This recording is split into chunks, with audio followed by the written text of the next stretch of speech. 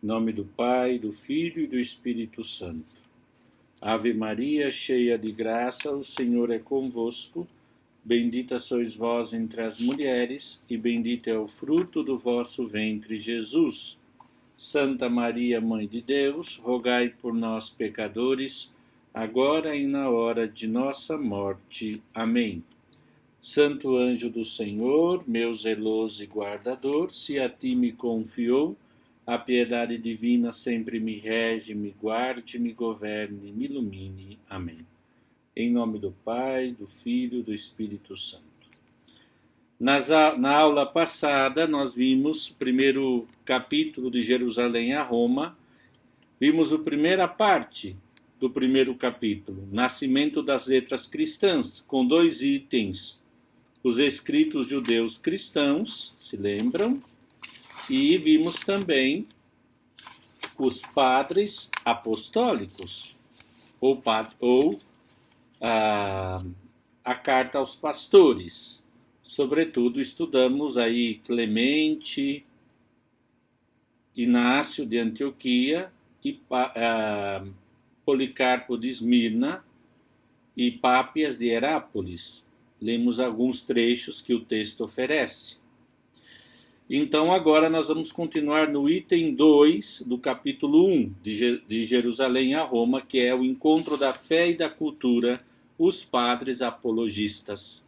Na página 25, gostaria que vocês pudessem acompanhar comigo, porque é muito bonito, nos ajuda muito a meditar, a aprofundar esses temas muito interessantes para a nossa vida, tá bom?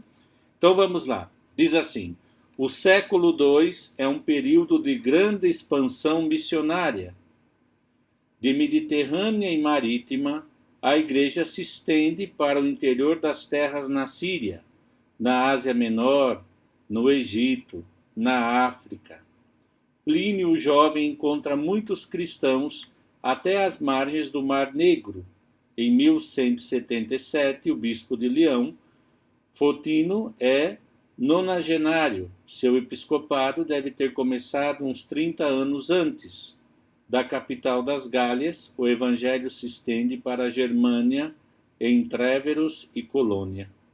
Daí para frente, a religião de Cristo acolhe nas grandes metrópoles, Antioquia e Alexandria, todas as chamadas da sociedade, os humildes e os artesãos, bem como as pessoas cultas, os retóricos e os filósofos. No começo, a Igreja se sente um pouco embaraçada e pouco preparada, quer para dialogar com o pensamento grego, quer para exprimir a sua fé na língua e nas categorias do helenismo. 3 tarefas esperam aqueles que chamamos apologistas, que daí em diante são escritores de profissão. Quais são as tarefas dos apologistas? Defender o cristianismo contra as calúnias do povo e queixas dos filósofos. Refutar a idolatria e o politeísmo, afirmando o Deus único, revelado em Jesus Cristo, e apresentar a fé cristã numa linguagem e em conceitos acessíveis a um público culto. Alguns desses apologistas nos são pouco conhecidos. Deles chegaram até nós só o nome ou um pequeno fragmento, como o texto sobre a ressurreição dos mortos de Atenágoras. O autor da carta de Egoneto nos é desconhecido. O mais célebre deles, o mais característico, com o filósofo Atenágoras, século III, é certamente Justino, cujas obras principais estão conservadas. Então temos aqui um pouquinho desses dados, o que seria apologia então. Espero que vocês possam se concentrar nessa compreensão. E vamos estudar então esses temas. Ponto 1. A Diogneto, Carta a Diogneto. Esse texto muito lindo. Desse texto famoso, não sabemos quem é o autor, nem quais são a data e o lugar de origem. Trata-se de uma apologia do cristianismo dirigida a um pagão e responde a 3 questões. Qual é a religião dos cristãos e por que rejeitam eles a dos judeus e a dos pagãos? Em que consiste a caridade fraterna que eles preconizam acima de tudo? Por que Cristo veio tão tarde? Uma pergunta. O autor responde a todas essas questões e expõe o lugar dos cristãos no mundo. Eles são a alma do mundo, partilhando sua condição e sua vida, mas são cidadãos destinados a outra cidade. E aqui tem um pequeno trecho. Para eles, toda a terra estrangeira é uma pátria, e toda a pátria é uma terra estrangeira. Então aqui está um resumo do Diogneto. Na página 27, vamos ver Justino, teólogo leigo. Preste atenção, Justino é muito importante. Nascido em Naplusa, na Palestina, perto da antiga Siquém, de uma família de colonos de língua grega, ele se pôs à procura da verdadeira filosofia.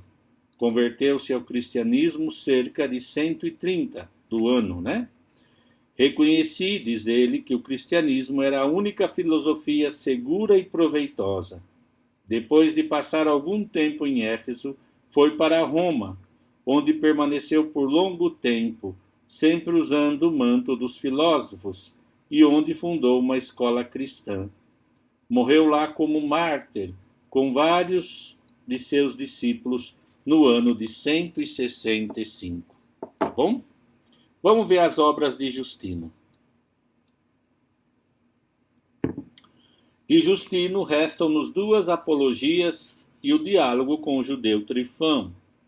A primeira apologia, dirigida ao imperador Antonino, cerca do ano 150, contém primeiro uma defesa do cristianismo. Os cristãos não são ateus, nem inimigos do Estado, nem criminosos. A segunda parte justifica a verdade cristã, mostrando que Cristo é o Filho de Deus, porque realizou as profecias.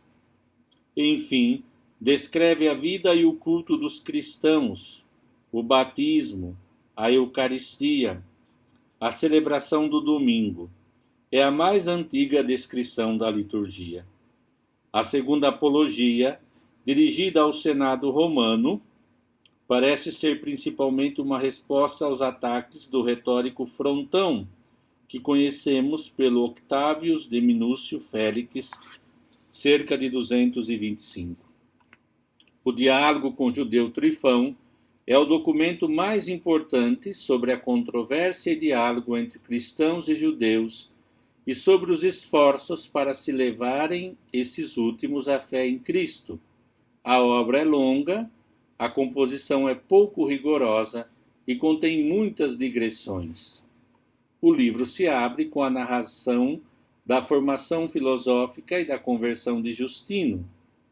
Depois mostra a caducidade da lei antiga, cuja função era preparar a lei nova, e expõe seu método de exegese, o Antigo Testamento nas prescrições e nos acontecimentos que narra, é a figura e profecia do novo. É só o cristianismo que fornece toda a humanidade a lei definitiva e universal. Na segunda parte, ele demonstra que, segundo a maravilhosa lei das preparações, todas as profecias se cumprem em Cristo, Filho de Deus, no qual o Pai se manifestou já no Antigo Testamento, Teofanias. Ele sofreu sobre Pôncio Pilatos e depois entrou na glória do Pai. E a adoração de Cristo não contradiz a fé de Abraão, Isaac e Jacó num só Deus. Pois bem, eu agora gostaria que vocês lessem comigo, na página 27, segunda coluna final, a doutrina de Justino. As obras estão aqui, as apologias, mas aqui, vamos ver a doutrina de Justino. Nessas controvérsias se esboça uma reflexão sobre a fé cristã, uma primeira teologia da Trindade de Cristo, Deus e homem, ainda não organizada, contudo de maneira sistemática. Justino mostra o papel do verbo logos, distinto do Pai, e não obstante vindo de sua substância sem divisão, distinto pelo número, não pelo pensamento. O verbo é o mediador entre Deus e o mundo. Por ele, Deus cria e governa o universo. Ele age em tudo que é verdadeiro e bom no mundo. Tudo o que os poetas e os filósofos têm de verdade é como que uma parcela do verbo semeado no mundo, como uma semente, sementes do verbo. E todos se encontram, e em todos se encontram, diz eles, sementes de verdade. Como nós precisamos dessa síntese de Justino, muito embora, como disse, em muita ordem e organização, com as suas digressões no texto, mas apresenta o mistério do Deus Pai, Deus Filho, de um sistema organizado onde mostra o conceito de providência, o conceito de única substância sem divisão entre o Pai e o Filho, como nós vimos aqui, e a doutrina das sementes do verbo, quer dizer que em todos os outros pensamentos sempre há algo, uma semente de verdade, de Cristo. E diz, lá na página 28, no segundo parágrafo da primeira coluna, fila à esquerda, esse verbo que se manifestou já nas teofanias do Antigo Testamento, revelou-se plenamente em Cristo. A vinda do Messias se situa no centro do desígnio de Deus e ilumina toda a linha do tempo. Justino esboça uma primeira teologia da história. Sabemos da importância que essa teologia da história teve depois em São Irineu. O leigo Justino é o primeiro teólogo da Igreja. Ele mostra que é só o cristianismo que leva às últimas consequências todas as verdades parciais. Platão prepara o advento do cristianismo, diria Pascal. O verbo conduz invisivelmente à procura da verdade de todos os homens. Bom, aqui está então a doutrina de Justino. Depois temos um texto aqui de Diagoneto, a Alma no Mundo, que nós já limos um resumo, que diz assim: a alma habita o corpo, e não obstante, não é o corpo como os cristãos habitam no mundo, mas não são do mundo. A alma invisível é mantida prisioneira num corpo invisível, um pouco de platonismo aqui, mas assim os cristãos, como se vê bem, estão no mundo, mas o culto que eles apresentam a Deus é invisível. Depois nós temos na página 28 os itinerários de Inácio de Antioquia, Justino e Irineu. E depois temos um texto muito importante de Justino sobre o escrito mais antigo sobre a celebração do domingo, na página 30. Quero que vocês acompanhem comigo, porque é muito importante. Está no Catecismo da Igreja Católica. Diz assim: depois disso, continuamos a recordação dessas coisas. Aqueles que têm posse prestam ajuda a todos os que têm necessidade, e nós nos damos assistência mútua. E aqui tem um texto: a ajuda mútua tinha uma importância capital na comunidade primitiva. Eles tinham tudo em comum, davam os seus bens com alegria. Em todas nossas oferendas, bendizemos o Criador do Universo por seu Filho Jesus Cristo e pelo Espírito Santo. E aqui tem a descrição da Eucaristia, o texto mais primitivo que nós temos no documento, como era celebrada a missa. No dia chamado Sol, todos habitem nas cidades ou nos campos, se reúnem no mesmo lugar. São lidas as memórias dos apóstolos e os escritos dos profetas, enquanto o tempo permite. Terminada a leitura, aquele que preside toma a palavra para divertir e exortar a imitação desses belos ensinamentos. Em seguida, todos nós nos levantamos e oramos em voz alta. Depois, como já dissemos, Terminada a oração, são trazidos pão, vinho e água àquele que preside, à medida que suas forças o permitem, faz subir aos céus orações e ações de graça, e todo o povo responde com aclamação. Amém.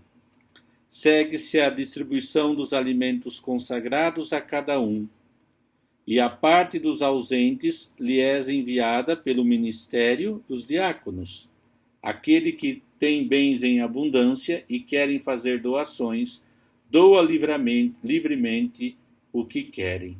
O que é recolhido é entregue ao presidente, que dá assistência aos órfãos, às viúvas, aos doentes, aos indigentes, aos presos, aos hóspedes estrangeiros, numa palavra, a todos os que estão passando necessidade. Nós nos reunimos no dia do sol, porque é o domingo, né? Porque é o primeiro dia, aquele em que Deus, tirando a matéria das trevas, criou o mundo, e porque nesse mesmo dia, Jesus Cristo, nosso Salvador, ressuscitou dos mortos.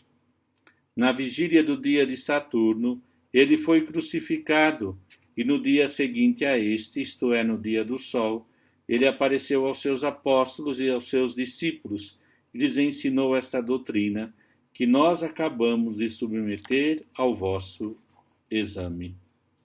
Muito bem, depois tem um calendário da semana judaica e romana, o ano, o dia, né? Que é muito interessante.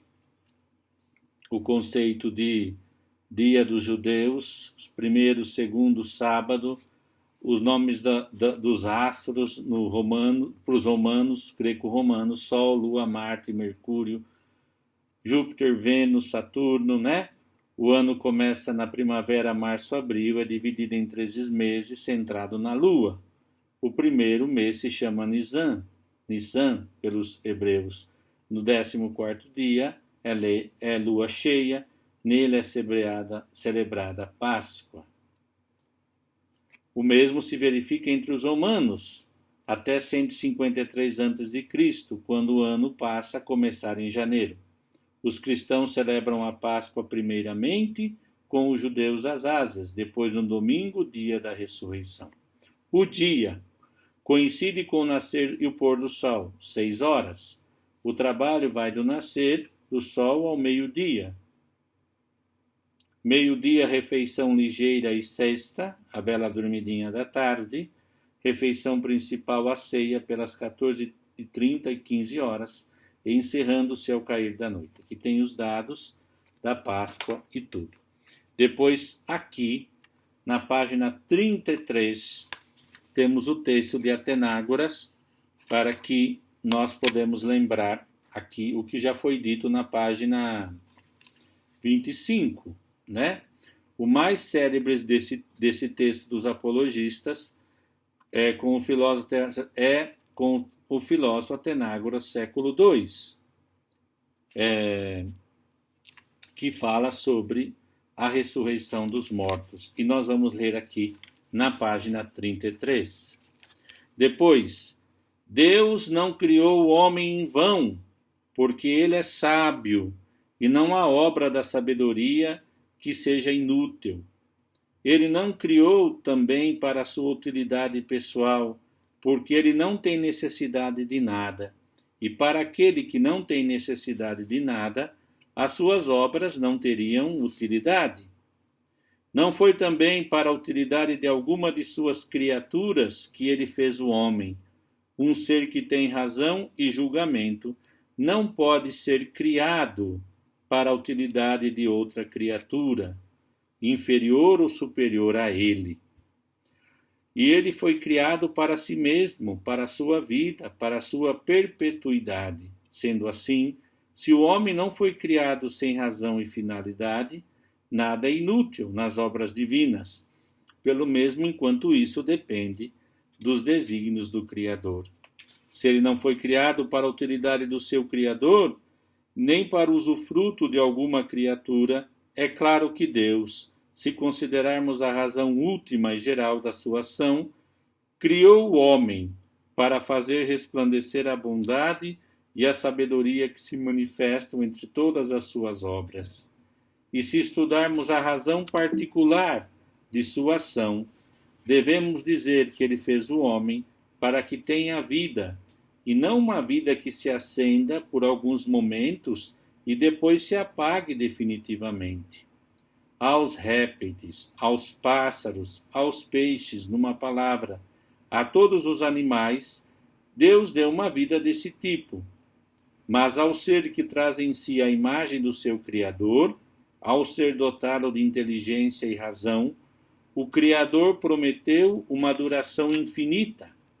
Ele deu como destino conhecer seu autor, seu poder, sua sabedoria e obediência à lei e à justiça, para assim chegar um dia a viver sem sofrimento, contando que durante a vida ele tenha suportado corajosamente a luta em seu corpo terrestre e corruptível. Que lindo esse texto de Atenágoras, né? Depois vocês vão ver aqui, na página 34, filosofias, aristotelismo, platonismo, Filon, Plotino, estoicismo. Quem desejar se aprofundar pode ler. Depois, sobre o judaísmo, penso que seja interessante.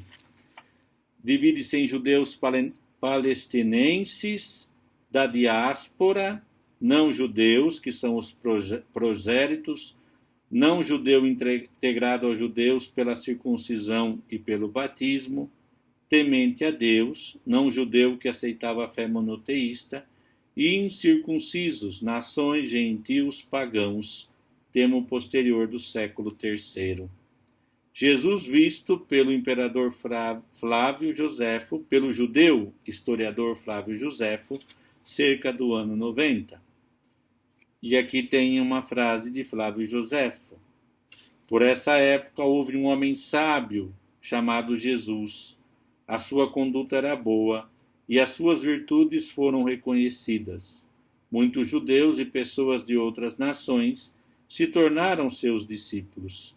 Pilatos o condenou a ser crucificado e a morrer, mas aqueles que se tinham tornado seus discípulos pregaram a sua doutrina.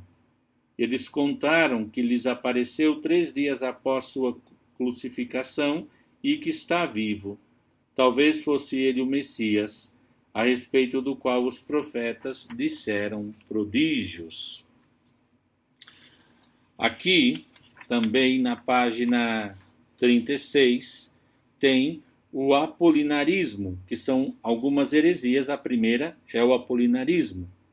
Erro de Apolinário de Laodiceia, segundo o qual o Verbo de Deus substitui a alma humana de Cristo. O arianismo.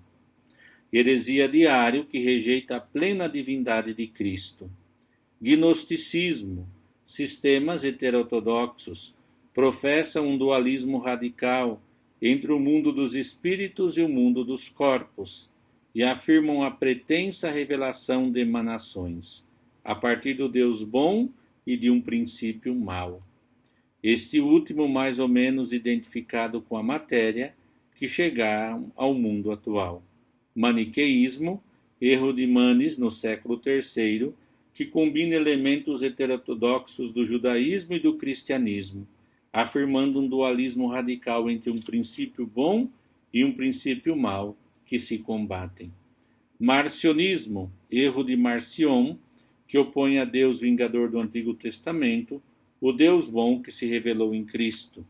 Montanismo, erro de Montana da Frígia, no século II, que ensinava ser ele mesmo uma encarnação do Espírito Santo e que está próximo o retorno de Cristo. Monotelismo, heresia, que afirma uma só vontade divina em Cristo. Nestorianismo, erro imputado a Néstor, distingue as duas naturezas em Cristo a tal ponto que vê nela 2 pessoas. Monofisismo, erro professado por Eutique, século V, monge de Constantinopla, que admite uma só natureza divina em Cristo, sendo a natureza humana absorvida pela natureza divina. E aqui nós temos um pequeno léxico de alguns temas que eu queria ler com vocês, porque é bom saber para a vida, né? O que é alegoria? Página 37. Texto ou imagem que encerra um sentido oculto mais profundo. No pastor, a imagem da torre simboliza a igreja, lembra? As duas mulheres de Abraão, segundo Paulo, significam a sinagoga e a igreja. Apocalíptica, gênero literário que tem por objeto revelações ou visões concernentes ao futuro, escatologia. Ela se exprime mediante uma simbologia, na qual se misturam cores e números. Apologia, discurso escrito que visa defender ou a justificar uma pessoa ou uma doutrina perante interlocutores mal informados ou perante detratores. Códice, número escrito num rolo. O termo latino codex, traduzido por código, significa uma coleção de leis, denominando-a segundo seus inspiradores. Código de Teodósio, Código de Justiniano. Diatribe ou diátribe, processo que põe em cena um adversário fictício ou responde às questões, propondo novas questões. Recorre muitas vezes a personificações, por exemplo, o pecado, a morte. Economia, entre os teólogos gregos, a partir de Irineu, significa o desígnio da salvação relativa aos homens, revelado pela vinda e pela obra de Cristo. Epictase, segundo Gregório de Nissa, tendência de tudo que é finito para a infinitude, do homem para a plenitude, tendência que só Deus pode satisfazer num crescimento sem limites. Teologia da história, falando de Justino, interpretação global dos acontecimentos e dos tempos à luz de Cristo e de sua revelação. Teofania, aparições divinas ou manifestações sensíveis de Deus em forma humana ou evangélica. Angélica, não evangélica, a angélica, tô doido. Deus se apresentou a Abraão como um visitante. Então aqui nós tivemos a parte 2, essa parte 2 que fala o encontro da fé e da cultura e fala dos apologistas. E aqui nós nos detemos aos autores mais importantes, né? O texto de Atenágoras, o pensamento de Justino e a carta a Diogneto, tá bom? Tivemos aqui coisas interessantes, porque a gente não pode ser introduzido numa disciplina sem antes começar como nadar. Precisamos nadar no riacho para depois nadar no Rio Grande e depois na praia. Então temos aqui uma bela explicação do judaísmo, as filosofias do tempo, as heresias e um léxico aqui para nós não nos perdermos. E agora nós vamos entrar na parte final dessa parte primeira aqui de Jerusalém a Roma. Recapitulando, nós estudamos, né?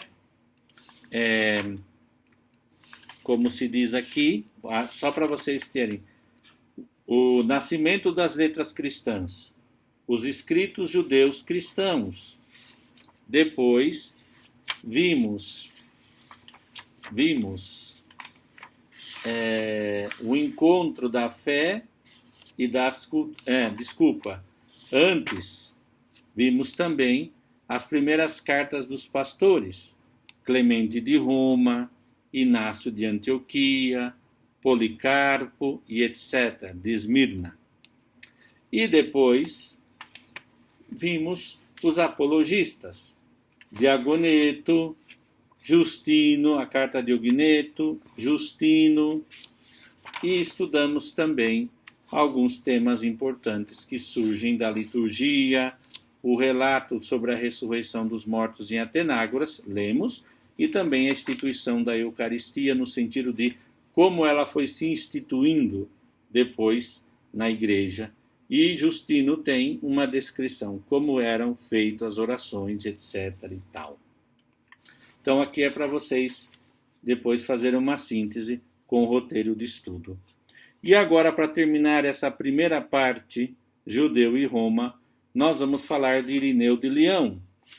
Justino e Irineu são muito importantes os dois para que nós possamos entender muitas coisas, né? Então vamos lá, vamos trabalhar nesse texto. Peguem na página 38. Olha, ainda temos um tempinho, vai dar para fazer esse capítulo nessa aula, que assim nós fechamos um pouco o tema desta primeira parte, do início de tudo. Irineu de Leão, falecido em aproximadamente o ano 200, página 38. O bispo de Leão, que sucedeu a Fotino em 177, conhecido principalmente pela sua refutação do gnosticismo, é o vigia da fé, missionário do Evangelho, precursor e teólogo que traça uma rota de luz. Vamos lá. A crise dos gnosticismos. Vamos lá, ponto 1 de Irineu. Vamos situar um pouco. O nome do bispo de Leão está ligado, em primeiro lugar, à crise gnóstica. A sua obra principal é a refutação da falsa gnose. Antes de tudo, devemos distinguir entre gnose e gnosticismo. A gnose, termo grego que significa conhecimento, não é uma noção suspeita de heterodoxia. O judaísmo usava o termo no sentido mais de experiência que de conhecimento intelectual. É o sentido que o termo tem na oração da Didaquê. Para Clemente de Alexandria, gnose é a inteligência do Evangelho. Irineu subscrevia essa definição, reservando, porém, à Igreja a verdadeira gnose. Mas a Igreja é forçada a se definir em relação à falsa gnose ou à construção dos gnosticismos. Os gnosticismos, a falsa gnose, são doutrinas de intelectuais mal convertidos, que afluem para a Igreja em grande número por volta do ano de 120 e 130.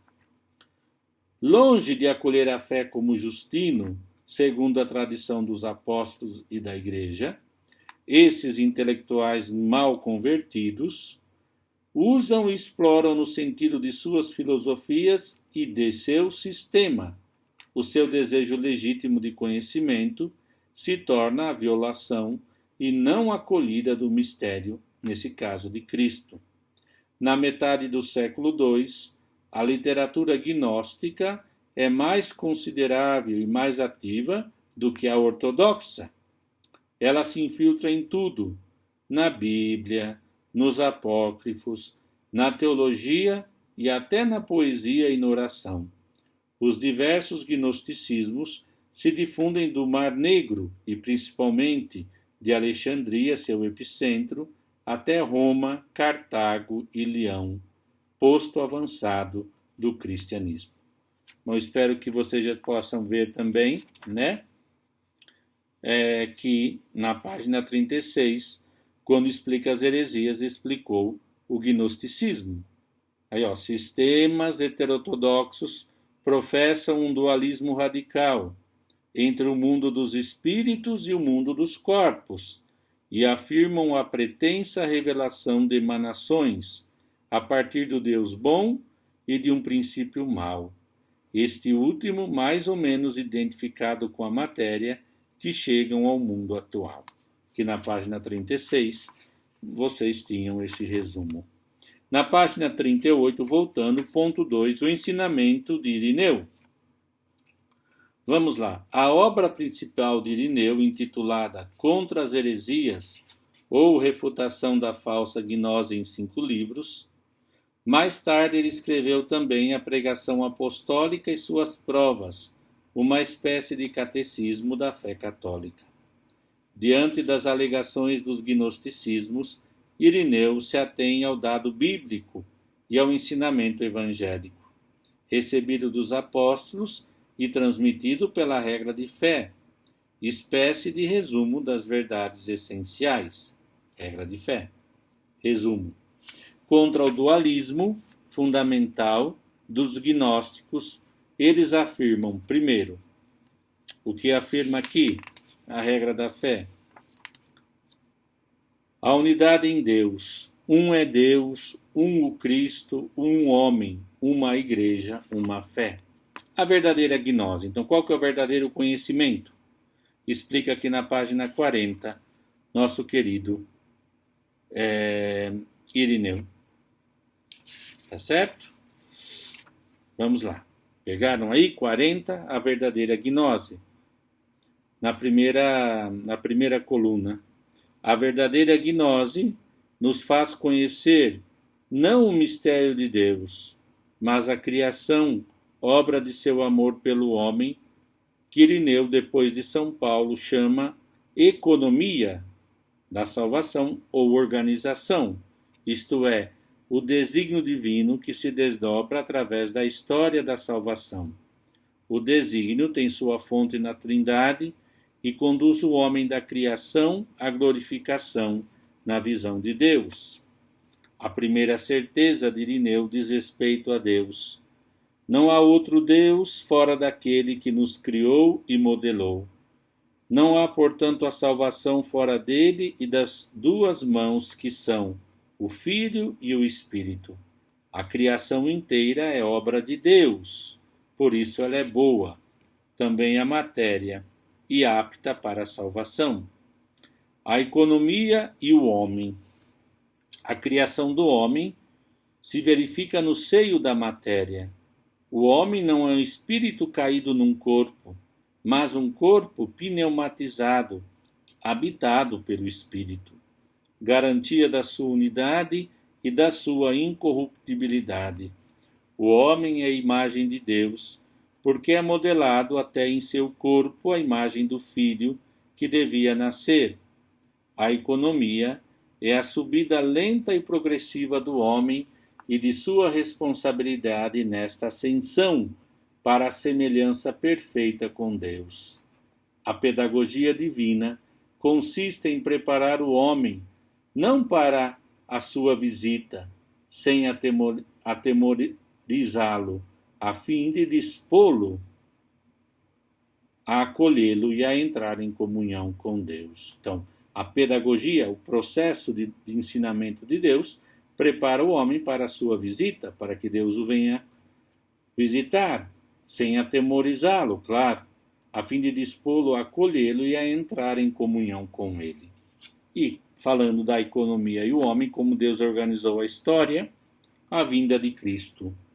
Na segunda coluna da 40, último item ou tópico. O que é a vinda de Cristo? Vamos ler?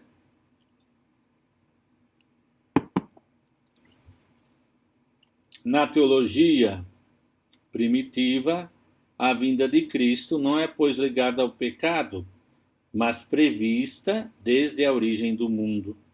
A história do homem passa por insucessos pelo pecado, consequência não de sua natureza corporal, como pretendiam os gnósticos, mas de sua liberdade, de sua fragilidade, de sua falta de docilidade.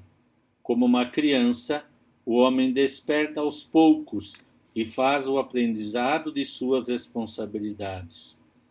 O pecado pode opor-se, mas não entravar o desígnio de Deus.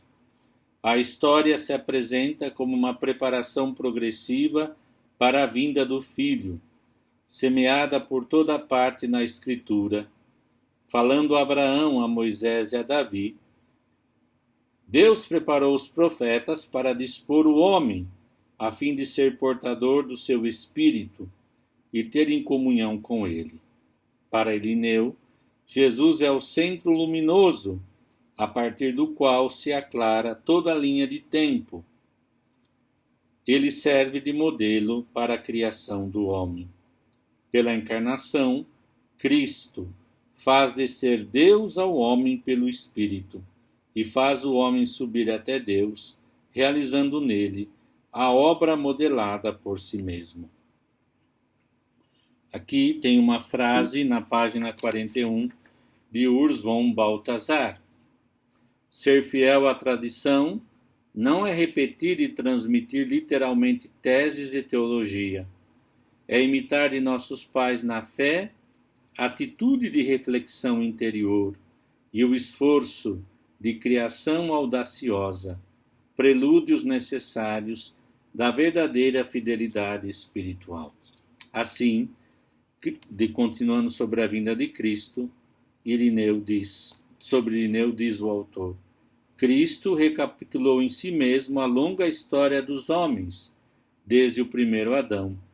A cruz de Cristo, réplica da árvore da vida, exprime a dramática da obediência até sua morte, pregado no madeiro, para expiar a desobediência antiga e também para significar por suas 4 dimensões que a cruz abraça o universo.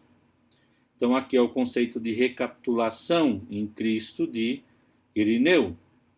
Espero que vocês possam rever isso e depois eu vou colocar no guia estudo. O Espírito e a Igreja. Vamos lá. A economia de Cristo é consumada pela economia do Espírito.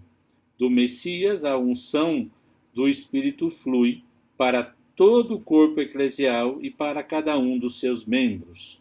O Espírito mora nele e o impregna do seu perfume. Onde está a igreja, está o Espírito. Onde está o Espírito, está a igreja. A fé semeada em nós germina em caridade e eleva o homem à visão de Deus. A Eucaristia é a última etapa da história da salvação. O pão e o vinho, frutos da terra uma vez consagradas, são um refluxo da criação inteira para o Pai de todo o bem. Ou seja, na Eucaristia, toda a criação volta como um louvor ao Pai. Eles celebram a ação de graças e a espera, o já presente e o amadurecimento das promessas. Afresco admirável que permite a Irineu mostrar a unidade e a progressão do desígnio de Deus, a correspondência dos 2 testamentos, dos 2 Adãos, das 2 Evas. Aqui é a nova Eva, a primeira Eva e a Maria, a nova Eva, e a recuperação ou a recapitulação de toda a criação. E aqui vocês têm também no léxico o conceito de economia. Entre os teólogos gregos, a partir de Irineu, o que é a economia da salvação? É o desígnio da salvação relativa aos homens, revelado pela vinda e pela obra de Cristo. E aqui nós temos a Igreja, a Eucaristia e Maria. E Henri de Lubac termina uma citação da página 41. Em nosso Ocidente, sempre que floresceu alguma renovação cristã, na ordem do pensamento ou na ordem da vida, as 2 ordens estão sempre unidas, pensar e viver, floresceu sobre o signo dos padres. E aqui, moçadinha, nós vamos ter aqui na página 42, 43 e até 45, algumas coisas que são muito importantes para nós. Primeiro, a doutrina, um sistema gnóstico, não é? Que é a doutrina de Basílides, gnose alexandrina, descrita por Irineu. Vamos ver o que ele diz. Como era essa heresia? Segundo ele, Basílides, não Irineu está criticando, do Pai não gerado nasceu primeiro o intelecto, depois do intelecto o Logos, depois do Logos a prudência, depois da prudência a sabedoria e o poder, depois do poder e da sabedoria as virtudes, os arcontes e os anjos, que ele chama primeiros, pelo qual foi feito o primeiro céu. Depois, por emanação saída deles, outros anjos vieram à existência e fizeram um segundo céu, semelhante ao primeiro, Do mesmo modo, ainda outros anjos fabricaram um terceiro céu. Mais tarde, dessa terceira série de anjos, saiu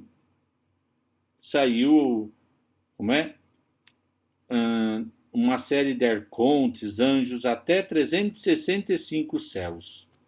Os anjos que ocupam o céu interior que nós vemos fizeram tudo o que está encerrado no mundo e dividiram em si a terra e as nações. E assim continua, né? Só para vocês verem como a gnose aqui é um sistema, voltando aqui à página, sistemas heterodoxos, quer dizer, não ortodoxos, de reta doutrina, que professam um dualismo radical entre o mundo dos espíritos e o mundo dos corpos, e afirmam a pretensa revelação de emanações. Não quero me alongar aqui, mas na página 43, porque aqui é hora de concentrar os conceitos, fechar os conceitos, né? Recordações da infância de Irineu, sua educação ao lado do bispo Policarpo de Esmirna, que nós já vimos que eram das primeiras cartas dos pastores, lembra? Olha o que diz Irineu. Lembro-me, página 43, daquele tempo, do que dos acontecimentos recentes, porque as coisas aprendidas na infância crescem com a alma e formam uma só coisa com ela. Assim posso dizer, em que lugar o bem-aventurado Policarpo se sentava para falar, suas entradas e suas saídas, sua maneira de viver, seu aspecto físico, as conversações que ele mantinha com a comunidade, como ele falava de suas relações com João e com os outros que tinham visto o Senhor, e como recordava as palavras deles e as coisas que tinha ouvido para contar. Sobre o Senhor, sobre os seus milagres e sobre os seus ensinamentos. Como Policarpo recebeu tudo isso das testemunhas oculares do Verbo da vida e as referia em conformidade com as Escrituras. Essas coisas, pela misericórdia divina, me foi concedida. Eu as ouvi com atenção, conservando as recordações delas, não no papel, mas no meu coração. E sempre, pelo amor de Deus, eu as ruminei e posso testemunhar diante de Deus que esse presbítero, bem-aventurado e apostólico, tivesse ouvido alguma coisa semelhante a isso, a saber, as doutrinas gnósticas, teria levado clamores e teria fechado os ouvidos, segundo o seu costume teria dito: ó bom Deus, a que tempos me reservastes para que eu suporte isso? E teria deixado o lugar em que, sentado ou de pé, tivesse ouvido tais palavras. De resto, pode-se mostrar isso pelas cartas que ele enviou, seja às igrejas vizinhas para confirmá-las, seja alguns irmãos para diverti-los e exortá-las.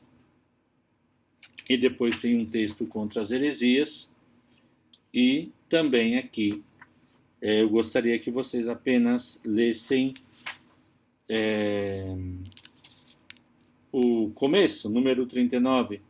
Como de resto, será tu Deus, sendo que ainda não te terias feito homem? Como serás tu perfeito, sendo que apenas acaba de ser criado?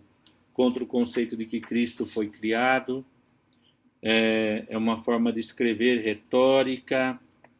Depois, aqui nós começamos no 39.2. No 39.4, virem a página 44, por favor.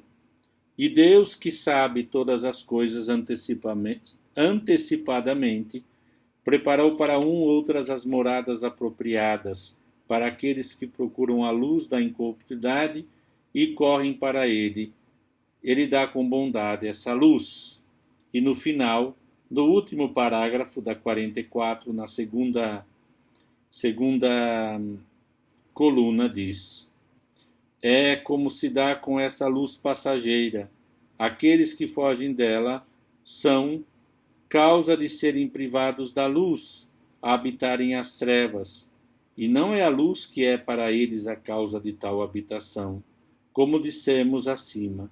Do mesmo modo, aqueles que fogem da luz eterna de Deus, que encerra em si todos os bens, habitarão pela sua falta trevas eternas, privados que serão de todos os bens, por terem sido eles mesmos causas de tal habitação. E aqui, na página, só para vocês verem como ele escrevia, depois nós temos aqui os mártires de Leão. Em Leão, página 45, no ano 177, uma amotinação popular prendeu cristãos condenados com a concordância do mesmo imperador Marco Aurélio. Eusébio nos conserva a carta, talvez de Irineu, que relata os acontecimentos. Carta das igrejas de Leão e de Viena às igrejas da Ásia e da Frígia. Os servos de Cristo que habitam em Viena e em Leão, aos irmãos da Ásia e da Frígia, que como nós, têm fé e esperam a redenção, a paz, graça e honra em nome de Deus, o Pai de Jesus Cristo, nosso Senhor. Aqui está esse texto, apenas para o vosso conhecimento. Depois, aqui na página 47, temos aqui o cânon das Escrituras. Isso é muito importante para ver como foi formado isso, né? Aqui nós não podemos ler tudo o que temos, mas podemos ter uma visão de conjunto. Cânon, olha, é um termo grego que significa regra, norma. O cânon das Escrituras é o catálogo dos livros, reconhecidos pela Igreja como regra de sua fé. Não confundi-lo com autenticidade. O fragmento de Muratori, nome do descobridor deste fragmento em 1740, é cópia de um texto que remonta ao século II, ou segundo, e compreende todos os livros atuais do Novo Testamento, menos a Epístola aos Hebreus, a de Tiago e as 1ª e 2ª de Pedro. O Pastor de Hermas é citado nesse fragmento como livro útil. Nós já vimos, né? O Pastor de Hermas. Atanásio, em 369, já fornece a lista atual dos livros do Antigo e do Novo Testamento. O mesmo faz o Concílio de Roma, em 382. Os manuscritos do Sinaítico do século IV, copiando o modelo do século II ou III, contém todos os livros atuais do Novo Testamento. E aqui temos o cânon de Muratori. Então, foi achado por esse erudito em Milão no século XVIII, como nós já vimos. A data desse documento é metade do século II. Voltando à página 47, tem a interpretação da Escritura. Os padres, na linha do Novo Testamento, distinguem na Escritura, sem esquematizar, ora 3, ora 4 sentidos. A significação quaternária se afirmou principalmente na Idade Média. Vamos ver. Sentido triplo, Orígenes e Jerônimo. Sentido literal ou histórico, sentido espiritual ou moral, sentido alegórico ou tipológico crítico. Assim, por exemplo, a passagem do Mar Vermelho é um acontecimento histórico, prefigurando a obra da salvação realizada por Jesus, a qual para a Igreja e para o cristão se efetiva no batismo. Sentido quádruplo, Agostinho, João Cassiano e Beda. Sentido literal, alegórico, tropológico, moral, né?